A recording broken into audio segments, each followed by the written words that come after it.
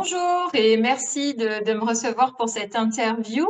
Alors oui, bien sûr, je peux me présenter. Donc, je suis Corinne Sabadell. Je suis naturopathe, iridologue, relaxologue. Je suis basée en Ardèche. Et aujourd'hui, j'accompagne en fait celles et ceux qui souhaitent reprendre leur santé en main, leur santé physique, mentale, émotionnelle. Voilà, je suis ingénieure de formation, ingénieure en prévention des risques industriels.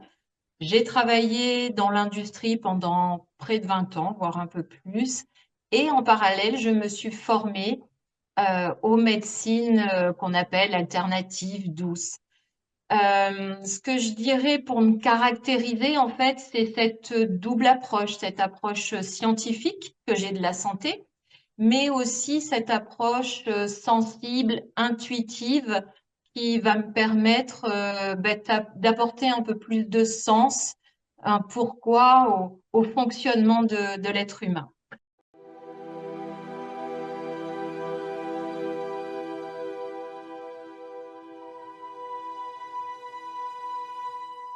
J'ai pas quitté tout de suite ma carrière d'ingénieur. C'est vrai que j'étais soumise au stress, hein, comme beaucoup d'entre nous. Stress, pression, que ça soit au niveau du travail, mais aussi dans le contexte familial. Et je suis allée jusqu'à l'épuisement. Et là, je me suis dit, ah non, il faut faire quelque chose. Donc, j'ai commencé.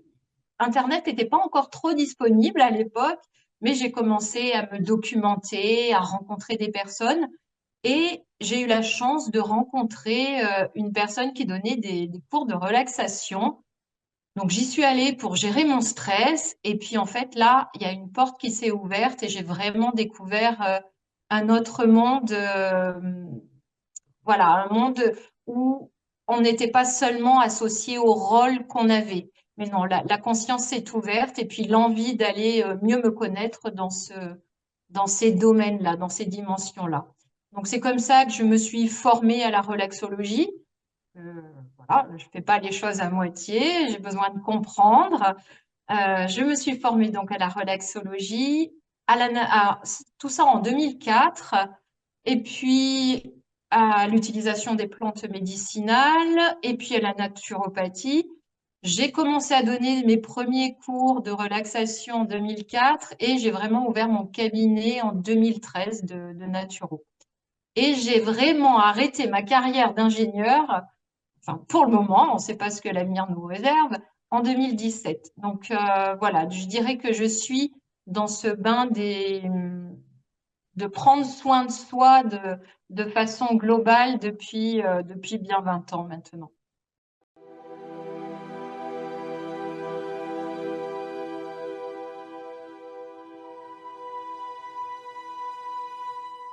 J'ai plutôt une approche globale, hein, vous l'avez déjà un peu compris, en considérant toutes les dimensions humaines, que ce soit notre corps physique, nos émotions, notre mental et voire notre aussi dimension spirituelle. Euh, mais en gardant une approche humaine, parce que voilà, j'accompagne des humains aujourd'hui.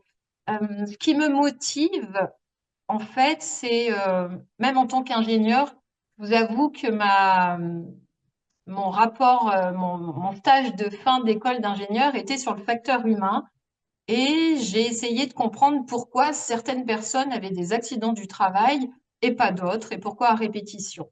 Donc, déjà, j'avais cette sensibilité à expliquer, à chercher le pourquoi du comment.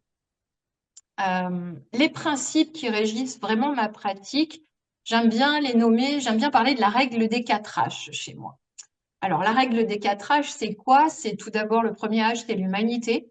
Je travaille voilà, vraiment dans le respect de la personne, dans un souci de bienveillance, d'honnêteté. Voilà, je suis sincère dans mes conseils, dans la façon que j'ai de voir les choses, les situations avec beaucoup d'humilité, hein, pour le troisième H. Je fais que des propositions. La personne garde son rôle vis-à-vis de lui-même, c'est-à-dire son pouvoir de décision. Et puis le dernier H, c'est l'humour. parce que, ok, faisons les choses sérieusement, mais par contre, prenons un peu du recul sur qui on est. Donc voilà mon approche globale, si je puis dire.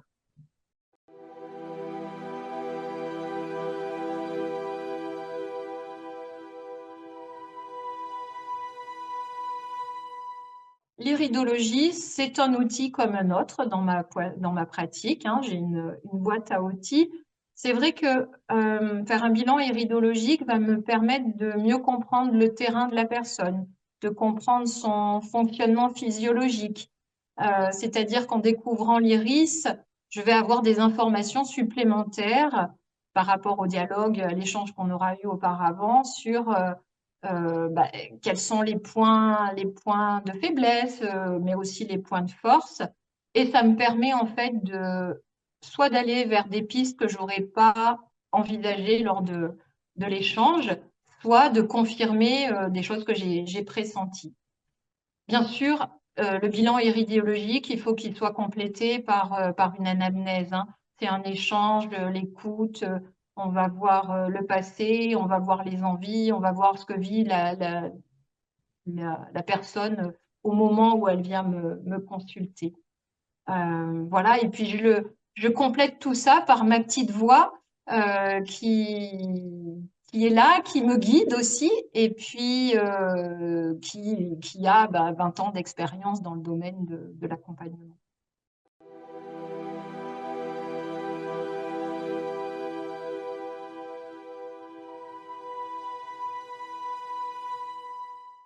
La physique quantique, vous l'avez compris, pour une scientifique, c'est quand même aussi une passion.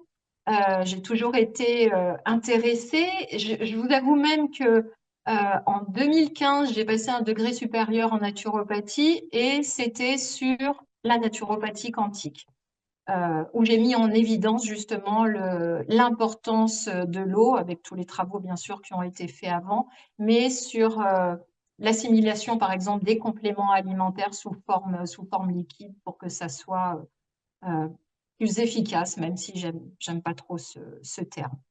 Euh, c'est aussi une façon d'apporter à mes patients, mes consultants, une autre façon de voir les choses. Voilà, la physique quantique montre qu'il existe plusieurs réalités et on n'a plus qu'à choisir celle qu'on a envie de regarder. Idem pour les neurosciences.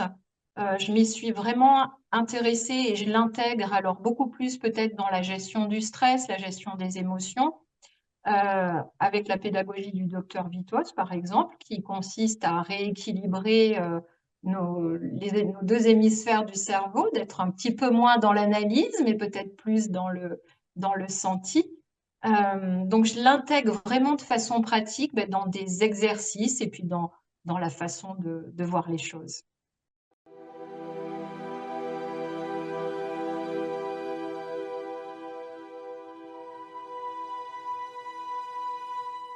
Ça a une place centrale pour moi, hein. Je parlais de ma petite voix tout à l'heure, elle est là, elle est présente. Alors, je l'écoute, elle va me guider. Ça peut être dans ce sens-là, elle va me guider, d'aller poser la bonne question, d'aller chercher dans le bon domaine de vie aussi, ou dans le passé de la personne. Et puis, je vais compléter avec mes connaissances, avec mes outils justement pour valider ou infirmer l'intuition que j'ai eue en premier abord. Ça peut être aussi dans l'autre sens. Je peux avoir une analyse, euh, j'allais dire mentale, c'est pas tout à fait juste, mais vraiment un côté analytique, et je vais utiliser, entre guillemets, ma petite voix pour me dire, OK, est-ce que c'est vraiment ça que tu sens? Voilà, donc il n'y a pas de règle, je combine les deux sans arrêt. Voilà, la science, le côté connaissance scientifique va vraiment m'apporter le comment, et puis l'intuition va m'apporter le pourquoi quelque part, le sens qu'on peut donner à une maladie ou une situation.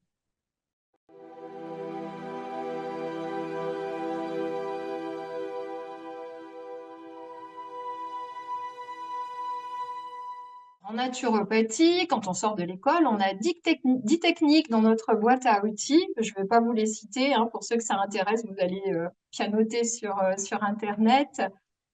J'avoue que je les utilise pratiquement toutes, pas forcément dans une même consultation, parce que ça va dépendre de la personne que j'ai en face de moi, en fait, tout simplement. Euh, Celles que je vais utiliser systématiquement, ça va être les techniques psycho-émotionnelles et puis tout ce qui a trait à l'hygiène de vie, à l'alimentation. Euh, donc ça va être par exemple des exercices respiratoires. Je peux donner aussi des exercices physiques à faire. Je peux donner des compléments alimentaires à base de plantes, mais je peux aussi faire des massages ou utiliser aussi mes mains sous forme de magnétisme.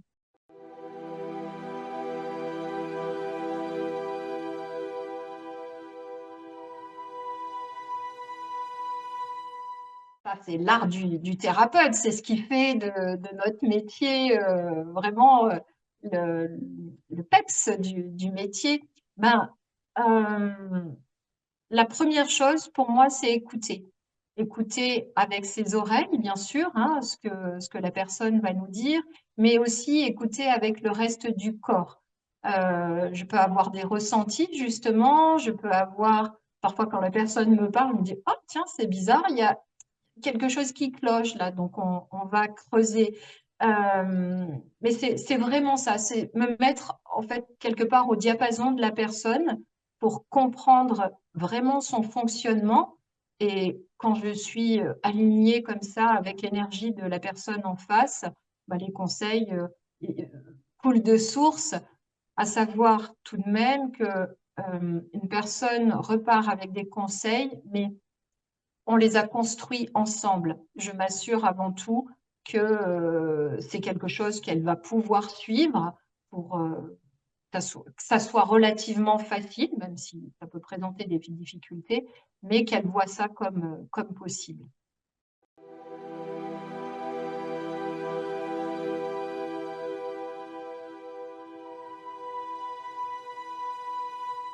Alors, l'alimentation, c'est vrai qu'on voit souvent les naturopathes comme des flashs, c'est l'alimentation parfaite. Alors, ça a du vrai, parce que oui, bien sûr, ça a une grande place. On sait tous hein, que quand on est fatigué, on a envie de manger plus gras, plus sucré, et puis ça va nous fatiguer encore plus. Ou alors, si on va pas bien, ben, on va peut-être se jeter sur un gros gâteau au chocolat pour faire remonter une confiance. Voilà, donc il y a un cercle vicieux qui peut s'installer avec l'alimentation, hein, qui va jouer sur notre énergie. Euh, le tout, c'est déjà de l'identifier, bien sûr, mais c'est d'adapter cette alimentation à la personne. Si j'ai une personne qui vient me voir, qui prend ses repas sur le pouce entre midi et deux parce qu'elle n'a qu'une demi-heure de pause, je ne vais pas lui demander de préparer un repas complet. Donc, voilà, c'est vraiment écouter les besoins, les circonstances dans lesquelles la personne se trouve pour pouvoir donner des conseils, oui, dans ce cas-là, personnalisés, bien sûr aussi en fonction de son terrain, même si on peut avoir des terrains identiques, on est quand même unique. Donc, c'est vraiment un art, en fait, hein, de combiner toutes ces données-là. À savoir aussi que dans certains cas, je peux aller plus loin avec des analyses qui sont faites en laboratoire quand il y a des intolérances alimentaires, aussi des points comme ça. Mais ça m'arrive pas souvent, mais ça peut arriver aussi.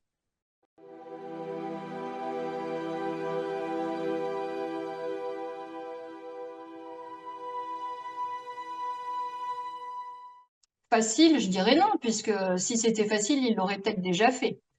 Euh, il faut y aller pas à pas. Souvent, on me pose la question, mais par quoi je peux remplacer ça si ça me convient pas? On cherche en fait, l'humain n'aime pas changer ses habitudes hein, par définition. Donc on cherche, on est toujours en train de chercher. Donc non, ce n'est pas facile, mais je dirais que en y allant pas à pas, en le faisant en conscience, en sachant à quoi ça sert, oui, ça se fait. Mais c'est là où c'est important de se faire accompagner aussi pour vraiment mettre en place des habitudes qui nous conviennent.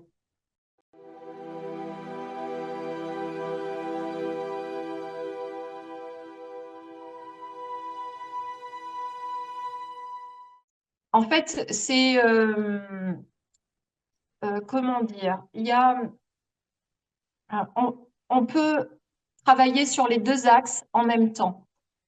C'est-à-dire qu'on peut changer un petit peu l'alimentation, très brièvement. Ça va permettre de pouvoir se bouger plus facilement.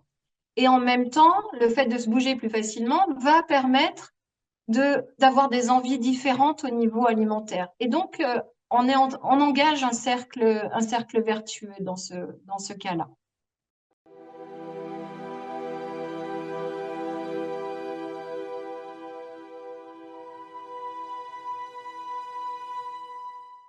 Je dirais que je travaille à deux niveaux. Quand quelqu'un vient me voir et qu'il est stressé, je ne vais pas aller tout de suite chercher le pourquoi du comment. Bien sûr qu'on va le faire, mais en premier, elle a besoin d'outils pour réagir quand il y a une angoisse qui monte, quand il y a un stress. Donc, je donne des outils qui vont être, entre guillemets, symptomatiques, c'est-à-dire qu'il va y avoir des exercices respiratoires, des exercices de visualisation, de relaxation. Je vais travailler aussi sur l'équilibrage des hémisphères du cerveau avec la pédagogie du docteur Vitoz. Donc ça, c'est vraiment donner une boîte à outils technique que la personne pourra utiliser quand elle en aura besoin. Et puis, le deuxième niveau, c'est d'en fait d'aller travailler sur les causes. Pourquoi il y a des crises d'angoisse? Pourquoi cette situation me met en stress? Pourquoi j'ai peur de prendre l'autoroute, par exemple? Et donc, on va chercher ensemble le pourquoi du comment. Alors, pour ça, j'utilise plusieurs outils, ça va dépendre aussi des personnes. Parce que c'est forcément lié aux émotions, en fait. Il y a un lien entre stress et émotion qui est très fort. Euh, donc, on va aller creuser de savoir c'est quoi le passé émotionnel. Est-ce qu'il y a eu des situations qui ont été traumatisantes? Est-ce que dans la lignée aussi des générations, il y a eu des événements qui auraient pu impacter la vie d'aujourd'hui? Et puis, j'ai aussi deux outils qui sont plus terre à terre, si je puis dire. C'est l'outil DISC, qui est en fait un questionnaire pour connaître sa personnalité, et l'outil EIQ2, qui est aussi un questionnaire. Alors, on peut parler de quotient émotionnel, mais c'est surtout, moi je m'en sers surtout pour comprendre où j'en suis avec mes émotions. Donc, c'est vraiment travailler sur les causes. Là, on va chercher les causes par tous ces outils-là. Donc, c'est vrai que ça peut prendre du temps ou pas, parce que parfois, il y a juste un point névralgique, et puis quand on l'identifie, ça s'apaise. Puis, c'est notre façon à réagir au stress, en fait, qu'on va jouer, parce que des stress dans la vie, heureusement, il y en a tous les jours. Sinon, on ne serait pas en vie non plus. Donc, c'est vraiment notre façon d'aborder les choses.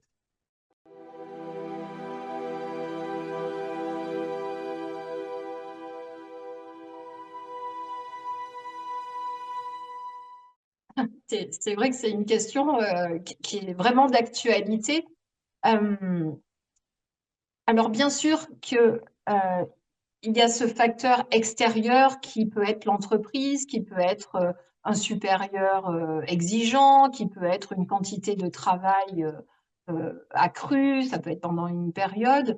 Euh, Ça, on va pas forcément pouvoir y jouer directement, quoique ça va être aussi une façon de se positionner vis-à-vis de tout ça. On peut dire les choses simplement, calmement, en disant, mais non, ça, c'est pas bon pour moi. Est-ce qu'on peut pas fonctionner autrement?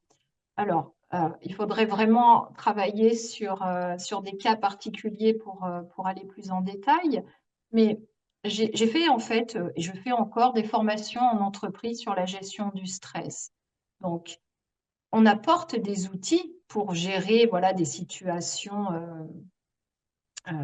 qui sont ponctuelles, où il y a un stress qui arrive, on donne ces outils-là. Et puis, il y a à travailler sur toute l'organisation en amont, le relationnel, savoir, c'est là où j'utilise aussi les profils DISC, savoir que l'équipe avec qui je travaille, eh ben, elle ne voit pas la même chose que moi, on n'a pas la même réalité. Et donc, on peut se dire, ah, mais oui, moi j'ai l'impression que lui m'agresse, mais en fait, non, c'est simplement sa façon de communiquer. Et si je viens expliquer que moi, ça m'agresse parce que pour X raisons, je vais pouvoir établir un meilleur dialogue et donc une meilleure ambiance dans l'équipe.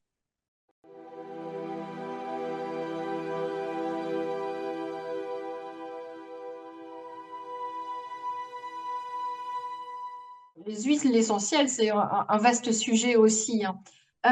Pourquoi je les utilise moi dans ma pratique, c'est que je trouve qu'elles couvrent vraiment un large spectre de mots, hein, de mots MAUX, que ce soit des mots physiques, des mots psycho-émotionnels aussi, et elles ont une dimension énergétique et vibratoire qui vont permettre aussi de travailler en profondeur.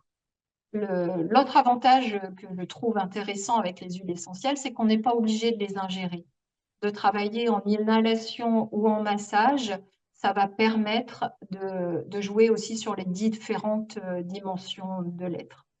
J'utilise aussi pour des personnes plus sensibles les hydrolats, qui sont entre guillemets plus légers et plus adaptés aux personnes sensibles, comme les enfants ou les personnes âgées ou les femmes enceintes. Ça reste un outil comme un autre pour moi, hein, où je vais utiliser aussi la gémothérapie, les extraits de bourgeon ou la phyto, hein, tout simplement des plantes médicinales. Voilà.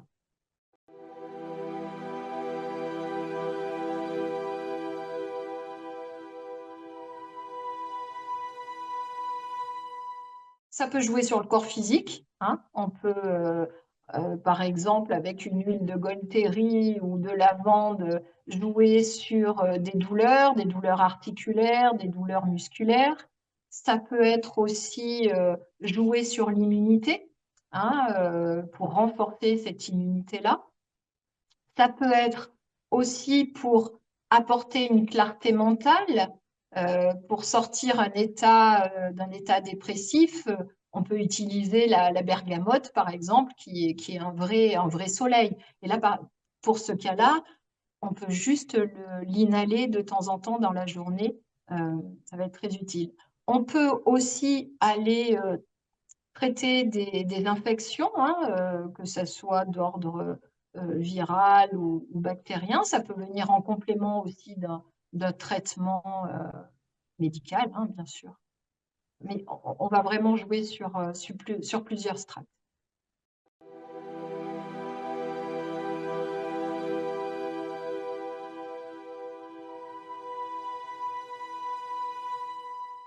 C'est vrai que c'est pour les 50 ans et plus, mais j'ai élargi un peu parce que ceux qui arrivent à la cinquantaine se posent quand même beaucoup de questions.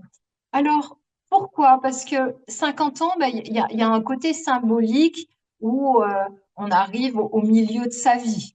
Voilà, hein. Donc, on peut regarder derrière, on a déjà un bon bagage, mais on peut quand même regarder devant aussi, et il y a des belles années qui se profilent. Et souvent, c'est un âge, j'appelle ça un peu l'âge du bilan. Ben, où j'en suis là? Qu'est-ce qui se passe? Tiens, quels sont mes rêves? Ah, je commence à avoir des douleurs. Ah tiens, mais d'habitude, quand je mange ça, ça me fait rien. Et là, bon, il y a des lourdeurs.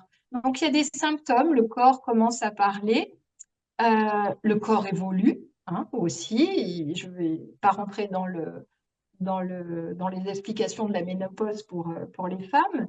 Mais voilà, le corps s'exprime un petit peu différemment. Et puis, tout l'extérieur nous rappelle qu'on est à un âge un petit peu crucial, hein. On va commencer à recevoir des courriers de la sécurité sociale pour faire des dépistages.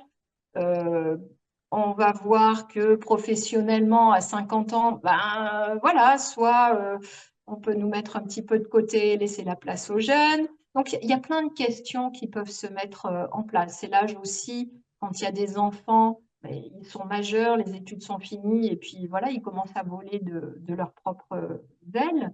Donc, c'est toutes ces dimensions-là qui font que il y a comme un bousculement, en fait, hein. On est ouais, un petit peu bousculé. Et c'est là où on peut se dire, ben oui, ok, c'est maintenant, bon, ben, les enfants sont partis de la maison, je veux reprendre ma vie en main, je veux m'ouvrir à autre chose, je veux pallier à toutes ces douleurs que je peux sentir, tous ces maux. Donc c'est un peu fini de m'occuper des autres, je vais m'occuper de moi. Voilà, c'est pour ça qu'il y a cet accompagnement que tu es en train de mettre en place, justement.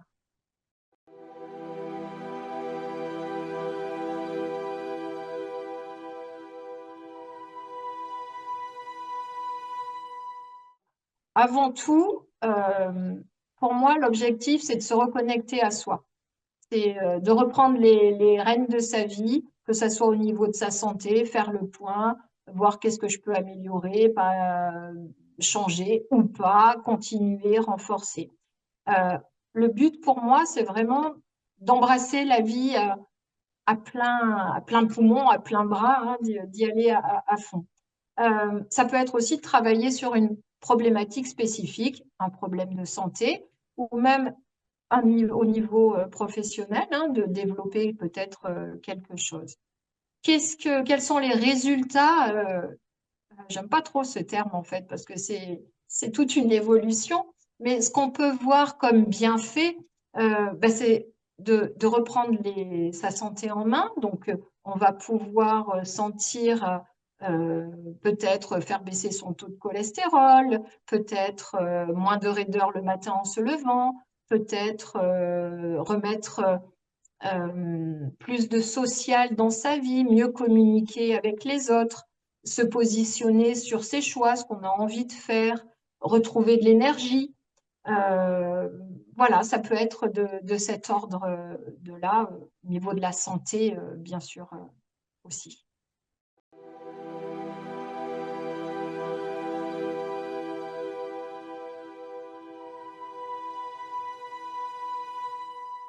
J'en parlais un petit peu tout à l'heure, hein, je vais travailler à deux niveaux avec des apprentissages techniques, si je puis dire, hein, des exercices respiratoires, de relaxation. Euh, on va revoir l'hygiène de vie, hein, l'alimentation, la façon de bouger. Et puis, vraiment, d'aller chercher euh, comment je peux faire quand un stress arrive, hein, jouer sur le comportement. Et c'est là où rentre en compte la dimension émotionnelle. Parce que derrière chaque émotion, en fait, est caché un besoin. Hein, on n'a pas une émotion, le corps n'est pas là pour nous embêter, il est là pour nous dire, hey, il y a quelque chose qui va pas. Euh, donc, dans cette approche émotionnelle, donc j'utilise certains outils, hein, comme le IQ2 ou le DISC, ça va permettre d'identifier ces émotions. Ça va permettre de comprendre pourquoi elles sont là. Et une fois qu'on fait ce travail de mise en lumière, ça va permettre justement de les dissoudre et de faire autrement, de faire avec aussi, pour aller, pour être plus en paix avec ces comportements-là. Bon, à savoir aussi que dans certains cas, le transgénérationnel est très important et on porte aussi les histoires de nos familles, hein. Donc, on peut aller aussi sur ce chemin-là, selon le cas, bien sûr.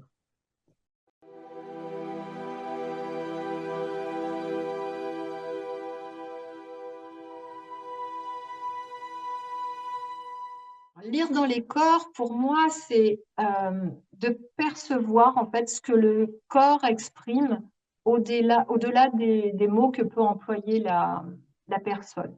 Qu'est-ce que ça veut dire? Ça veut dire que euh, une douleur, un symptôme physique qui peut apparaître, euh, je vais aller chercher pourquoi c'est là. Alors pourquoi c'est là physiologiquement, mais pourquoi c'est là dans la vie? Qu'est-ce que ça vient dire à la personne, hein? C'est y donner du sens. C'est aussi observer des postures, des façons de se tenir, de s'exprimer. Voilà, tout ça est information et aussi lecture du corps.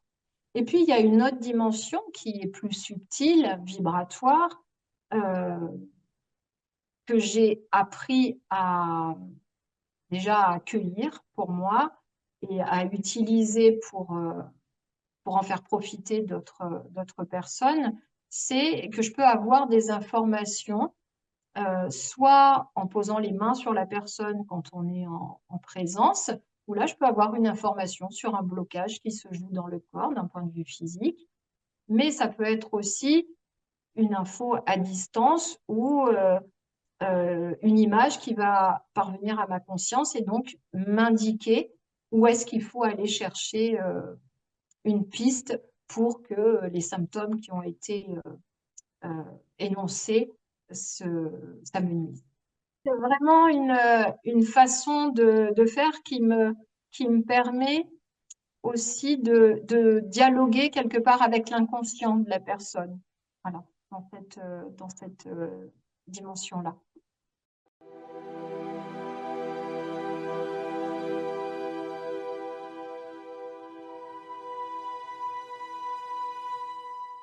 Pour moi, la naturopathie, c'est beaucoup d'écoute, hein, comprendre la personne qu'on a en face. Là, de rajouter cette approche intuitive, c'est d'écouter encore plus avec le cœur. C'est vraiment d'ouvrir grand son cœur et ses mains, hein, du coup, puisque ça fonctionne avec, pour avoir d'autres informations, peut-être sur des plans plus subtils ou même physiques. Donc, moi, ça va me permettre parfois de vérifier les pistes que j'ai explorées d'une façon plus rationnelle. Euh, voilà. Ou ça peut marcher dans les deux sens. Soit j'ai l'info au départ et je vais vérifier, soit je déroule ma piste de pur naturaux et je vais vérifier avec ce côté intuitif dans le choix, par exemple, des compléments alimentaires, si complément il y a besoin.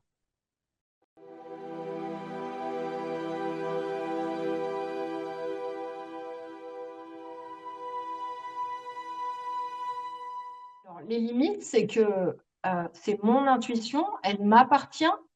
Même si j'essaie d'être voilà, au diapason avec la personne en face de moi, je reste quand même un filtre. Donc, il y a beaucoup d'humilité à avoir en disant, bon ben voilà, ma façon de voir les choses, c'est celle-ci. Euh, c'est une piste que je propose à la personne qui est là. Soit ça résonne pas. Et là, on va explorer d'autres pistes. Donc oui, on est dans le subjectif. Donc c'est là où il faut être ouvert et savoir aussi prendre du recul par rapport aux infos qui peuvent être reçues. Euh, pour moi, c'est un tout. C'est vraiment écouter la personne. C'est avant tout, enfin, c'est la première chose à faire et c'est le premier guide qui doit être là. Si j'ai des informations qui arrivent, je les partage et puis on voit ensemble où est-ce que ça nous mène. Mais toujours de la prudence et de la vigilance, oui.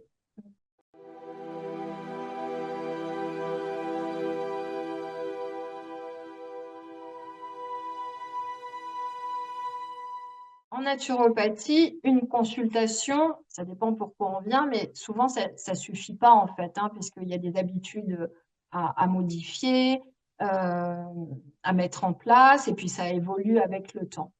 À savoir aussi que le but de la naturopathie, et mon but aussi, c'est de rendre autonomes les personnes.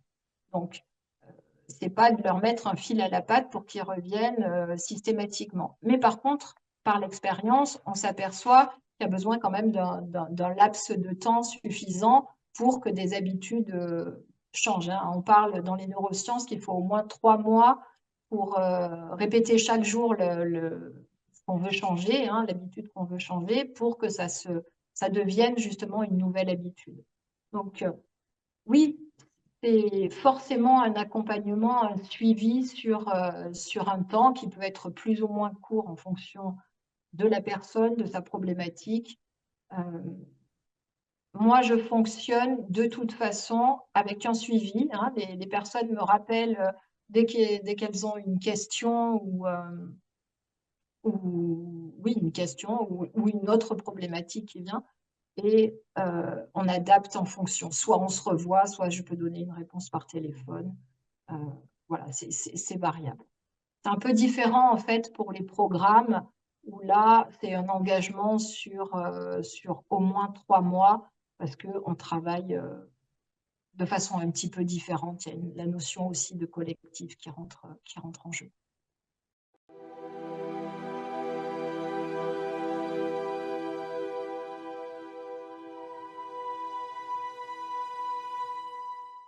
Il y a plusieurs types de clientèle. Il y a ceux qui sont déçus de la médecine classique, allopathique, qui cherchent en la naturopathie la solution miracle. Il y a ceux qui viennent sur des conseils de proches pour qui il y a eu vraiment des effets très positifs.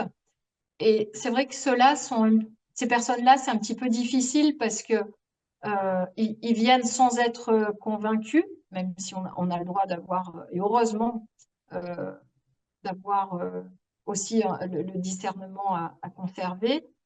Euh, mais moi, j'ai rien à prouver en fait. Si on vient me voir, c'est une proposition. Soit ça résonne avec ce qu'attend la personne, soit ça résonne pas, et puis ben, l'accompagnement s'arrête. Mais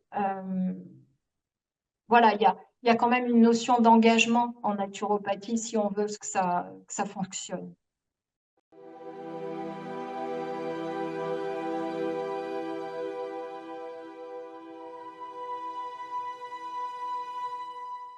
Alors, j'espère qu'il y aura de plus en plus de personnes qui prendront leur santé en main, en fait, qui se renseigneront, voilà, qui mettront les choses en doute aussi, hein, que ce soit de côté allopathique comme dans les médecines naturelles, parce que je suis intimement convaincue que les deux peuvent marcher les mains dans la main.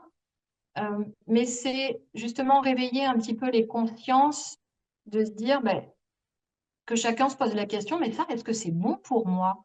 Est-ce que c'est vraiment bon pour moi? Donc, moi, j'ai envie d'évoluer vers ça. Donc, il va y avoir de la sensibilisation, donner des clés pratiques hein, aussi, parce que ça passe par là. Voilà, j'espère que on va apporter cette façon de considérer le monde, hein, parce que ça ne s'arrête pas qu'à notre santé aussi, mais en reprenant nos propres yeux et en sentant ce qui est bon ou moins bon pour nous.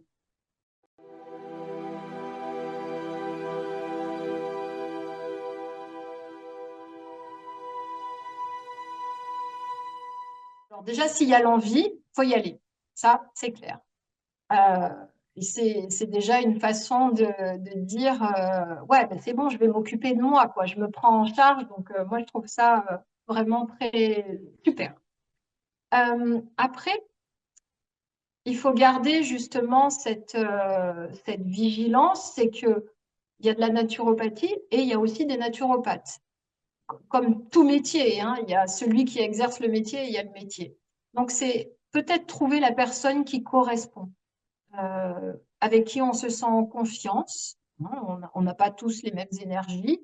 Euh, Moi, je sais que dans mon approche, j'ai beaucoup de gens cartésiens qui viennent me voir parce qu'ils savent justement que je suis ingénieure de formation et ça les rassure.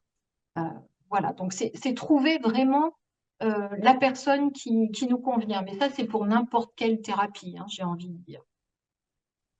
Après, il y a cette notion d'engagement, j'en parlais aussi, c'est que on va pas remplacer des médicaments par des pilules de plantes. Voilà, il y a quand même un travail à faire sur soi pour aller vers le mieux-être.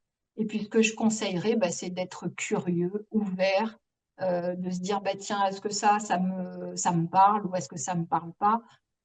Est-ce que ça me fait oui, est-ce que ça me fait non, comme disent les Canadiens. Voilà. Donc, mais surtout, d'aller tenter l'expérience, quoi, d'aller voir. Mm.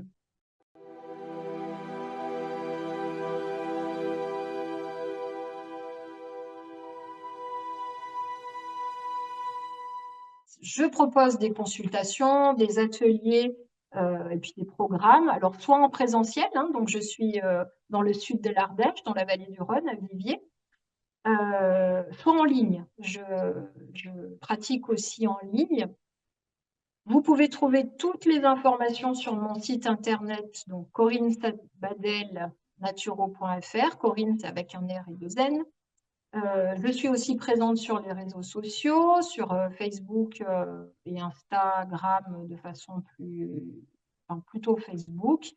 Vous pouvez prendre rendez-vous aussi sur Esalib, hein, possibilité de prendre rendez-vous en ligne. Et puis, je reste accessible. Voilà, vous avez toutes mes coordonnées sur le site internet, soit par mail, par SMS, et je réponds au téléphone aussi.